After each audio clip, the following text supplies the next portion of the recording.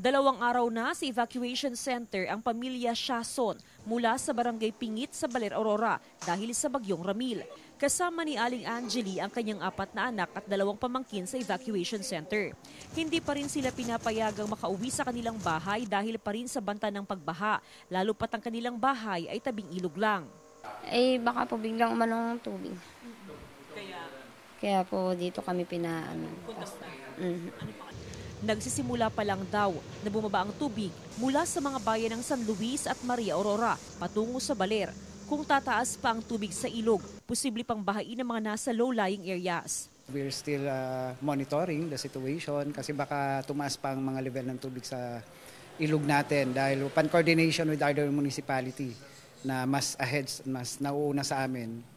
Baka tumaas yung tubig nila sa amin kasi ang drain dito sa bayan ng Baler. Lifted na ang liquor ban sa probinsya.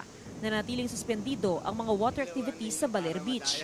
24 oras na may nakabantay sa Baler Beach na mga pulis. Apektado talaga kasi walang mga, even the local, yung mga taga Baler mismo hindi talaga pumupunta. We have letter from the government natin na hindi pwedeng magpapaligo ng mga guests.